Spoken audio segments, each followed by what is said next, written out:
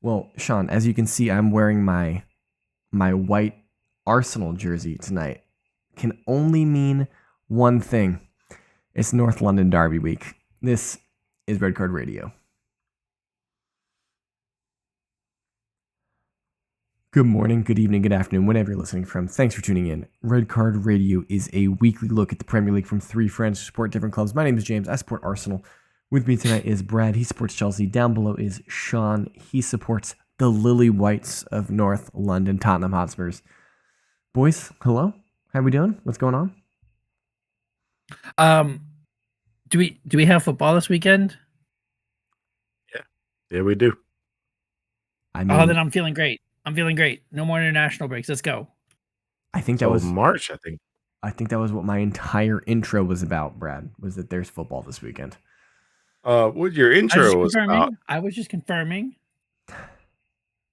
was so what you're saying, James, with your intro is that London is white. No, what I'm saying is that every time Arsenal... thank you for saying it. Thank you for saying it. It's not even close to what I said. It's lily white. Well, as you can see, this is clearly granite. The white of my shirt has the red veins from the granite and Highbury. But if you are a avid watcher of Red Card Radio on YouTube, you will know that traditionally, anytime Arsenal and Spurs play, I will wear one of my white jerseys in and around those time periods. And so, Sean, quick question for you. Before I ask Sean my quick question, if you're new here, if you just stumbled across us, hit that subscribe button, ring the sub notification bell, drop a comment down below on the video, hit the share button. If you're on the podcast site, hit with a follow, rate, review, whatever your podcast site so allows. Tell your mama. Yep, tell your mama. Hit the share button. Operation Trick Google, full effect. We're going to do it one day. Do all those things. Okay, Sean, my question for you. Can you tell me the last time Tottenham beat Arsenal in the Premier League? The last time so clearly that means we beat you in a cup at some point. No, you guys beat us in the preseason friendly this summer, and I don't want you to get cute. Oh, okay. I don't want you to get cute. Okay. The last time that we beat Arsenal, so wasn't in the last, by recent memory, it wasn't in the last 3 years. So we're at least back to 2022. Mm-hmm. So we're back to, at that time, Conte. I don't think we beat you under Conte. I'm going to go back to, it had to be pandemic. I'm going to go 2020. You were actually incorrect. It was 2022, and it was Conte. Oh, it was Conte. It was that rescheduled game that they rescheduled from January. When Arsenal had COVID in January. You had COVID and you couldn't play, and you got rescheduled, and you played anyway. Yeah, and then we played it in May, and then and you guys beat us, and then you beat us for the top four. I have a follow-up question to that. That was at White Hart Lane. Can you tell me the last time? No, it wasn't. It was at White Hart. It was in the new stadium. Apologies, loyal listeners, friends of the podcast. Whatever 3-point lane you want to call it. It was at the new Tottenham Hotspur Stadium. Can you tell me the last time Arsenal or Spurs beat Arsenal at the Emirates? Okay, that's got to go back to peak Harry Kane. We got to be in like the. You guys are in the doldrums. We're at our peak. It's got to be like 17. All right, that's very wrong, and I'm going to give you another opportunity to guess.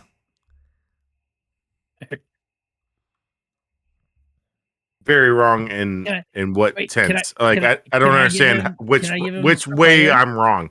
You're wrong in the sense that it was not peak Harry Kane. Your thought process was like it had to have been peak Harry Kane. It was not peak Harry Kane. Can I give him an attacker? Can I give him a player? Sure. Give him a player? Yeah.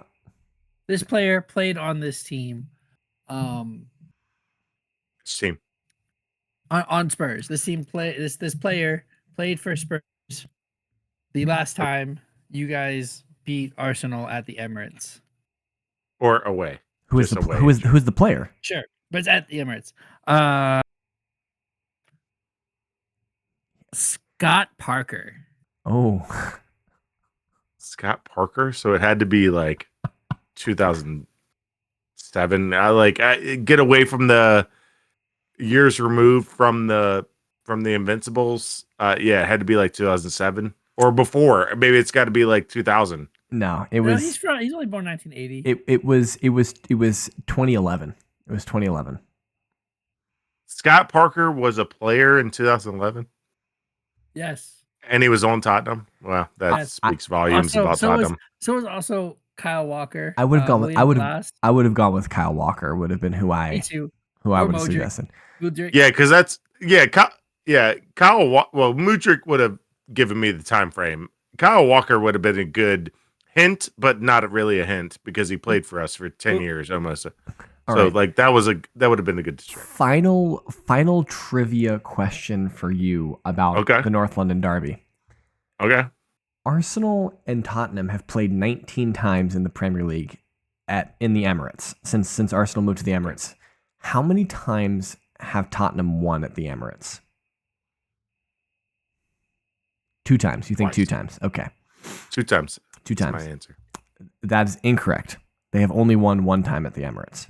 And it was So it's just, it was the time that we just spoke about. The record is 12 Arsenal wins, 6 draws, 1 Tottenham victory. So I say all that. I bring up all of those stats and historical statistics and facts and figures to ask you, why do you agree with me that Tottenham are going to win this weekend? See, why does he do this, Brad? Why does he do this? I knew he was setting it up. I knew he was setting it up. Well, we definitely are, Brad. This is specifically to Brad. We definitely are winning, for sure. Okay. Yeah. But why do you think that he's trying to naysay his way to a victory? Do you not remember how every single time that we do predictions that he gets into this negative Nancy mode? Reverse engineer this win. Oh, okay. Yeah. I have legitimate reasons to think that Tottenham will win this game. Oh, I forgot. Yes, I forgot. Are the legitimate reasons named Dominic Solanke? No. I think he's back. They literally have nothing to do with Tottenham. My reasonings have nothing to do with Tottenham. He has his one. Yeah. Well, if they have to do with injuries, you can. There's a Gmail account that I can have you send those concerns to, and that somebody at Red Card Radio will review them thoroughly and address your concerns because they do not matter. What's that email address? That is Redcard Radio at Gmail. info.redcardradio. Whatever. It's just info.redcardradio@gmail.com.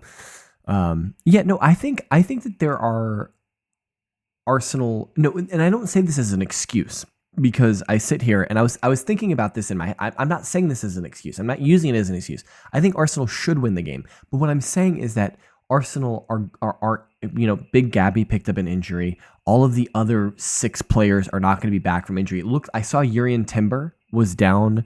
It looked like he came off in the game against the Netherlands, so he could be carrying a knock. And so I look at that and I say, Arsenal have picked up quite a few injuries on the international break, and so we're also still missing Victor Gyökeres, Noni Madueke. I think Little Gabby's injured. Gabby Jesus is not back yet. Kai Havertz isn't back yet. And so I think it's not going to be our first choice 11. And so I think that will, and I think that the law of averages. Tottenham had 15 outfield players for Chelsea. That's fine. Period. But you guys don't play international breaks because you guys are poo-poo. And so you guys just we have been able to rest 13 and drink players. mojitos. No, we had 13 players that play international. Yeah, I know. I guess my my point in saying injuries are not an excuse. No, and I've been telling myself that for the same reason that you guys have done this. You guys rebuilt before, right? Yeah.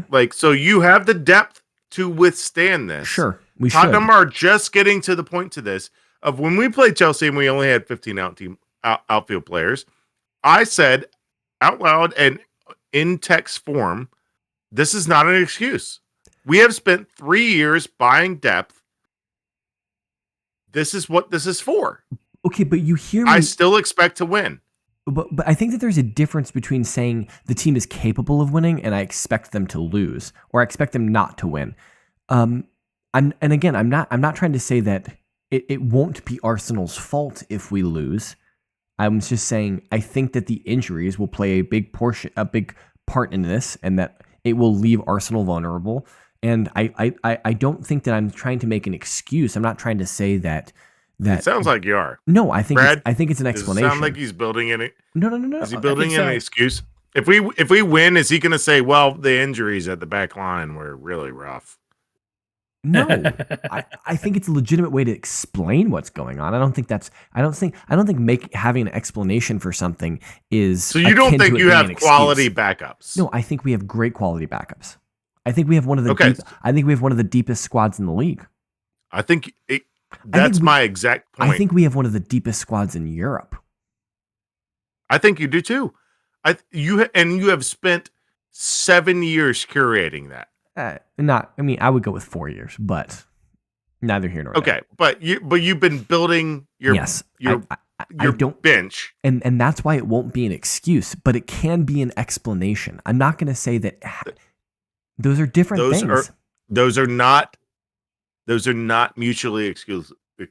I agree with you generally speaking, but I'm also not making the argument that it is an excuse in this. You either have depth that you believe in, or you can blame it on injuries. I think Arsenal. You can't have both. I think Arsenal are capable of winning the game. I'm not saying that I think Arsenal are incapable. I think they are too. I'm not saying that they're incapable of winning the game. I'm just saying that I think that I would feel more comfortable going into this game if we had both of our first choice center backs and our first choice right back. I think we're arguing 2 different points. I think so too.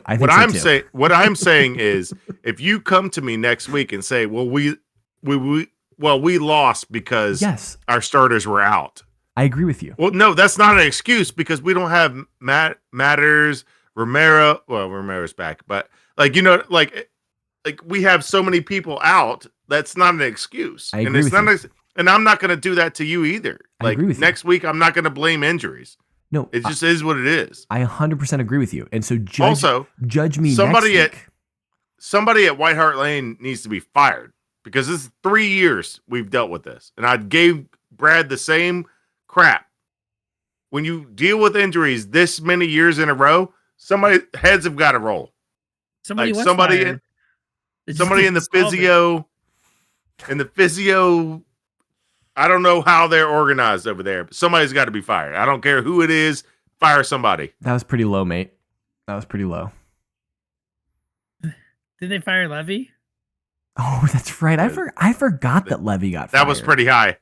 I went to the top. I thought you were making an Ange Postecoglou joke, and that's why I made the mate comment. Oh, yeah. No. Okay. No, but still, now we're on a new manager, and we're still having the same problem. So clearly, it's a physio issue. Yeah. It's something's between recovery and body maintenance and whatever something's not clicking. I will also say you guys were terribly depleted last year. Terribly depleted. Yeah. And which puts a lot of miles on backups. And that's the thing, is it puts a lot of extra minutes on players that might not have needed to, in a perfect situation, would not have carried that whole load. And then you compound it on the fact that the summer breaks are shorter, the internationals are there's less friendlies now. There's nations leagues and World Cup qualifying, and so there's less and less time off for these players. And so every injury that you have is a compounding effect on your squad maintenance and your squad balance for a long time. It's not just an injury in a vacuum anymore. And so that you can just once we get to the summer, everything is fine. No, there's compounding effects that go season to season. So no, judge me next week, Sean. If I come to you with a bag of excuses, then call me out on it. Rightfully call me out on it. You too. I'm going to. I'm going to put it. I'm going to put it on. I'm going to put a number to this. Are you ready? Yeah. Are you ready, Brad? Hold us accountable. I'm going to ask. I want to challenge James to put a number to this. Okay. Do you want me to go first? No, I'll go first. Okay. It's gonna be 1-3. You think Spurs are scoring 3? Okay. No. Sorry, then I got that reverse. 3-1. You think Arsenal are winning 3-1? Yes. Okay. You guys are gonna smash us. So I'm of two opinions here. I think it's either going to be 3-0 to Arsenal or it's going to be 2-1 Spurs. I don't think there's any in between. Okay. That's what I think. But since I think Spurs are going to win, I think it's going to be 2-1 Spurs. And that's not just like, I don't know. It feels like that time. I don't know. But it's also like, hopefully I'm wrong. It's also one of those, we always talk about, like whenever we talk about home field, we talk about Goodison. Like because they just seem to get up for any of those games, like big games that come to them, especially Liverpool. And like, but this is like one of those rivalries. Yeah. Like our players, no matter whether they're substitutes, they're from a different country and they don't understand. Like they're made to understand. Yeah. We don't want this. Like this is Arsenal. If there's a game that you circle, bleep them, bleep them, bleep them. Now, we also need to be fair to our friends in Everton. It's the Hill Dickinson Stadium. Goodison Park is no more. You got to just make sure you get that right. Let us know what you guys think in the comments. Tell us what you guys think is going to happen in the North London Derby. I think it's going to be a good game. It's Sunday afternoon, at least in England. It's Sunday midday for us in America. Now that's great that I can watch it. Yeah, another interesting fixture on Saturday. It's the late game on Saturday. It's from St. James's Park. It's Newcastle hosting upstart Manchester City. They were supposed to be done. They were supposed to be fall off a cliff, and Pep was supposed to ride off into the sunset with his head held down in shame. And for some reason, we let him rebuild a team, and now City are back to juggernauting their way into the world. So yes, they're an upstart team. What am I supposed to do with this? They won 3 of the last 4 Premier Leagues, and I'm calling them an upstart. It's an old adage in college football in America where you say you don't rebuild, you refurnish. Like you just like you don't rebuild, you just put new furniture in there. Like no, and that's what Pep did. Just like spend $500 million, and we just like okay, these guys can go. We got new ones in here, and I've got them coached up right. They bought players last January that they didn't even want this summer. So like it's impressive, the City team. But I think this could be an interesting game because City are clearly in a rich vein of farm, right?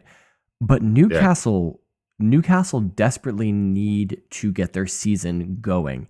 And they kind of desperately need to turn St. James's Park into the fortress that it needs to be. So when you're looking at this game on paper, Brad, what do you think that this Newcastle team had a chance?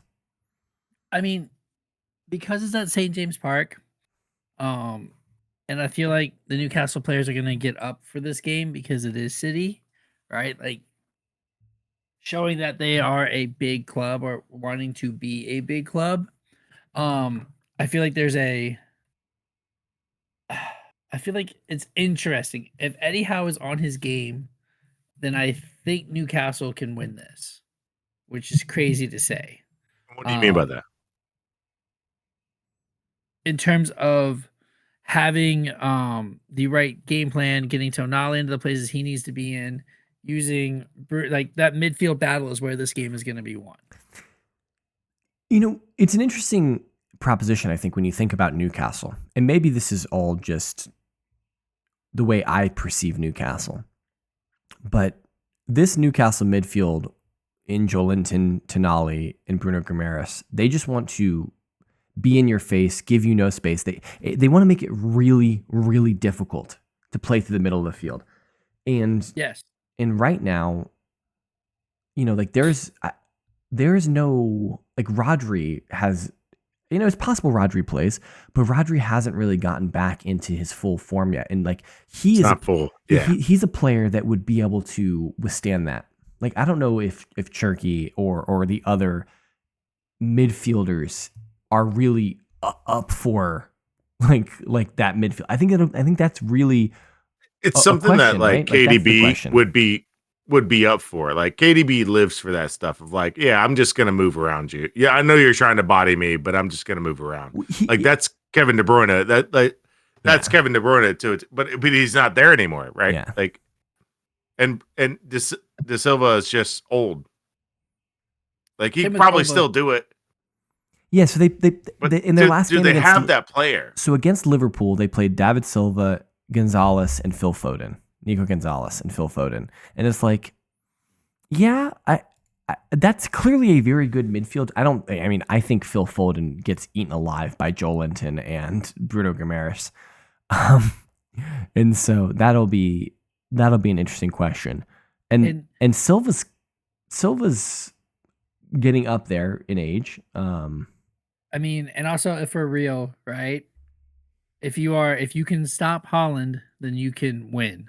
Yeah, but like that's the point. Is that like, can anyone stop Holland? And the answer is right. I no. get that part. Right now, no. Yeah, he's already got 16 goals on the season. Yeah. Total, I believe, not in the Premier League. I think he's got like 13. I think he's got like 13 in the Premier League, doesn't he? I'm gonna pull it up real quick. You keep talking, Brad. Yeah, my thing would be that I think this is a perfect Lewis Miley game, and I don't know who you put him over in the midfield to get Lewis Miley in this, because I think this is one on the set pieces, and that's been a trend of the season of who can do the best set pieces of the year. But when you have Voltemade in the front, and you've got Botman, and you've got Lewis Miley, you've got one at each front post, back post, and middle of the box. I don't know how you don't score a corner from that. And I don't know who you sit to get Lewis Miley in the game between Joe Linton, Tonali, and Guimaraes, because that's their whole game plan. Like exactly what you said. Their whole game plan is you are not coming through here because we are better than you and we are tougher than you. Yeah, I just don't think you can, right? I don't think you sit any one of them to get Miley in the game. Yeah. Now I don't know what the answer is, but I think that's the way they win. I think if there's any manager in the Premier League who would be willing to step away from like a 3-man midfield right now, it might be Eddie Howe, and he could go 4 in the midfield and just play Anthony Elanga off of Old Tomato up top. Yeah. Or Ewan Wissa.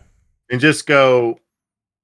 Is Wissa back? Yeah, you're right. Yeah. Just go the four of them.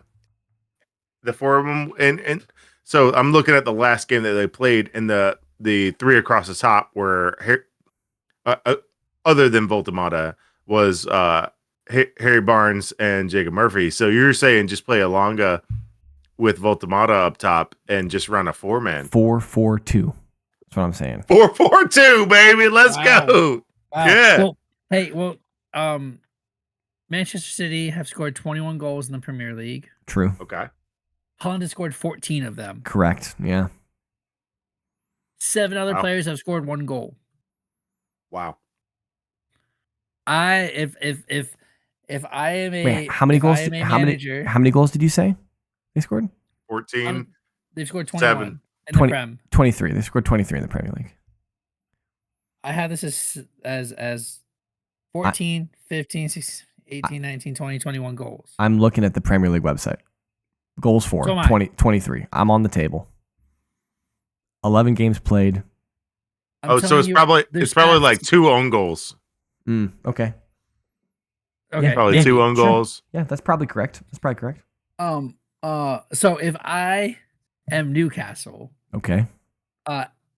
Anytime and every time the ball gets anywhere near Holland that's not in the box, I am bringing him down. I am hack-a-shacking. Hack-a-shack. I was going to say hack-a-shack. Just, I don't care. Free kick. Hack and shack. Yep. Free kick. Don't get a yellow. Try not to get a yellow, but we hack-a-shacking. But we gonna mess him up in those first like 10 minutes. You just foul the crap out of him. And that's Joe Linton to a T. That is 100%. Like you just tee up Joe Linton to do what he do. Like he's Roy Keane in the modern game. Like he can do every let's not bring up Roy Keane with Holland around. We can't put those two names together. Yo, why not? You did it, Sean. You did it without even knowing you did it. Because Roy Keane destroyed Erling Haaland's father's leg intentionally. Broke his leg. Just destroyed his knee. Well, so what I'm saying is, in the modern game, we don't have people like that. I don't know. I think Newcastle do and Bruno Guimaraes, but listen, I think dude's a thug. That's how I handle Haaland and just say, okay, cool, beat me somewhere else because his head's not going to be in the game after that. I don't know. I think Erling Haaland looks at that now and says, "Bring it on." I don't know. I don't know. On the international break, he just got his hair touched and then got really upset and started wagging his finger at somebody. So I think he's a prima donna. I think you can really rattle him really easily. Okay. Just touch his hair a little bit, and he's just, you don't do that to me. Speaking of the international break, Norway, they have qualified for the World Cup. Yep. They are. Tremendous. Yeah. First time since 1998. Odegaard not playing, and they make the World Cup. Well, he got injured in the last couple weeks, but he played a lot. I think that's correlative. No, it's certainly not. He played many games in World Cup qualifying for Norway. No, I think it's correlative that he's off the team and they qualify. Got it. Yeah, you could be right. Yeah, it's not like he wasn't, with the team the entire time that they were playing in the locker room, the international break. Or anything like that. I also realized that my dream of having the entire British and Irish Isles all in the World Cup is a pipe dream because only one team is making it out of the playoffs, and we have Northern Ireland, Ireland, and Wales all in the playoffs, and only one team can make it out.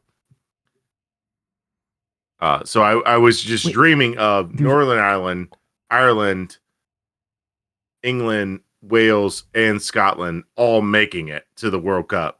Scotland's qualification was tremendous today. So Scotland and England are in. So breaking news.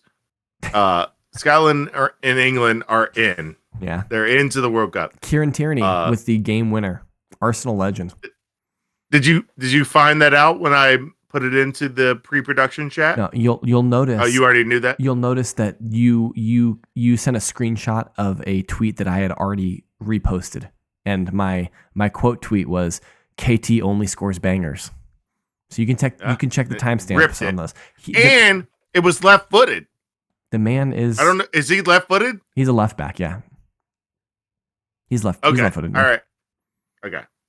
But because he was playing right back. Yeah, I don't know. Yeah, he was playing right back. Well, that's because so they can get Robertson in, isn't it? Because both of their Scotland's two best players are left backs, and Kieran Tierney and Andy Robertson. Their two best players are left backs. Yeah. What an incredible problem to have. And Scott McTominay, who has had a resurgence in his career, but he's the best player to ever come from Scotland. Period. Kieran Napoli Tierney, wonder kid. But it was some of these qualifications in UEFA specifically have been really impressive this week, and then you have Italy, who are in the playoffs for the third straight time, and there's only one that makes it out of this one. Could you imagine another World Cup that Italy don't qualify for? 3 in a row would be insane. Would be insane. Amazing. What do you have? What beef do you have with Italy, bro? I just think it's funny. Gotta play better, brother. The only reason. Wait. Can I answer for Sean? Can I answer for Sean? Yes. It's his Farmers League. Remember, the Italian league doesn't count. It's the Farmers League. The trash players. Remember the hatred that he used to have for Serie A? Yeah, until he hired an Italian guy and they started buying all the players from Italy. And Paratici's play back, better. Baby. Play better, man. Buffon retired, and all of a sudden your guys are trash. That wasn't just Buffon. They did have like a really good generation with Chiellini and Bonucci and Buffon. Yeah. They all retired, and now they're trash. Now they got Donnarumma. There's a Roomba joke in there. Donnarumma. That's what I just said. Oh, I thought you said Donnarumma. I just did it. Now, James. Yo, yes. Donnarumma. Yes, Brad. You know why I picked Scott Parker as the player to help Sean in his quest to discover who what the last time Spurs beat Arsenal. I'd love to hear this. He's Burnley's manager. So he's going to take an L this weekend against Chelsea. Oh, okay. Okay. See, brought it. You didn't see it coming back. The stars. It's written in the stars. Loyal listeners, friends of the podcast, people who tune in. If you haven't looked at the stars recently, you should. we just want to. Chelsea. I want to bring you behind the curtain slightly for a second. Break the fourth wall. I know we don't ever do this, loyal listeners, but we never do this. But we have a pre-production. We have a what we call our rundown, where we highlight the games that we're going to talk about. And there's a reason why no one highlighted Burnley versus Chelsea on Saturday morning at 7:30 a.m. 100%. But I shoehorned it in here anyway. There's a reason why it took 30 minutes for Brad to bring up Chelsea. Come on, bro. I hope we get to lead the podcast next week. You know what? Why did Burnley beat Chelsea? If we lead the podcast with Chelsea next week, it's because Chelsea lost. You know what? 100%. James, I'm going to take this in a different tact. Okay. You know what, Brad? You have brought us to this destination. Tell me why Chelsea and Burnley is going to be interesting. Why should I care about this game? Because it's a cold world. Cole Palmer should be playing some sort of minutes in this game. Okay. What position? What position does he play? Probably right wing. He'll probably sub out Esteval in like the 60th, 70th minute. I thought Esteval was the best right-sided player in the world. That's what I've been hearing. I know you didn't say that, but the internet's been telling me. This young player. Brad, I want you to notice that I did not take this. This was not an interrogation, and he took it that way. No, I don't think he was. I think he was, because I've had the Esteval hype earlier, and I said that's the young player of the year when we did our sheets. Could be. I don't even think that was a category. Could be. But yeah, I do. I think Cole Palmer's playing on the right with João Pedro in the middle, the lap up front, and we're just gonna run through like 6 goals on Burnley. Dang, 6 goals. All right, we'll see. 6. So you put a number on it. So you're saying 6-0, 6-1, 6-2, 6-2, 6-1, 6-0, 6-0. Okay. 6-0. All right, it's down. All right. We shut them out at was it Turfmoor? That is the location. Look at me remembering Turfmoor Sean. Turfmoor Sean. Yeah. Hey, that was back in the games in hand. Remember when they had like 4 games in hand? like is statistically possible for them to be a top half if they just won all of them. Get your picks in to our Discord. If you have no idea what I'm talking about, we do picks every week. It's in our Discord. It's in the description of this video or the podcast that you're listening to. We have a channel dedicated to making picks. Joel has already sent us his picks for this weekend. He didn't want to fall behind, so you're getting this on Wednesday. He sent them to us on Tuesday, so the man was on it.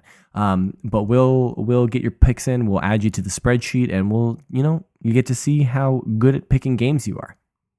And so you can also talk with us there, chat about all kinds of things. I mean, the Formula One channel, I think, is going to be spicy over the next couple weeks as we come down to the end of that season. But join us on the Discord. Why would it be spicy? You'll have to turn into red flag radio for that conversation. Podcast part of the red card media really empire. Actually, let's go. That's really good. Yeah, it's change the name of the channel right now. Hosted by Brad and Sean. Guest appearances every 6 months by James. But until then, watch the football this weekend. Let us know in the comments what you'll be watching, and we look forward to hearing from you and seeing the picks and seeing what you guys are going to watch. And we'll be back next week, right, Brad? Yes, but do not try to Google Red Flag Radio. No, that's not us. Red Card Radio. Ooh. That's who we are. We are the Red Card Radio. We are. Hope. Oh, is that not? Is that a We'll talk about it NSFW? in our post-production meeting. Okay. It's not NSFW. It's not NSFW. Okay, that's good. But it is not. It is not associated with Red Card Radio at all. No. Yeah, absolutely. All right. Well, when we figure out the F1 podcast name as part of Red Card Media, we will let you know. Until then, hit us up on social media. That guy up top is at KSBradG. Down below is at Whiteheart_Sean. I am at James Tiffany. Collectively, we can be reached at redcard_radio. And until then, I hope you guys have a good weekend. Enjoy the football, and we will be back next week to break it all down for you. Have a good one.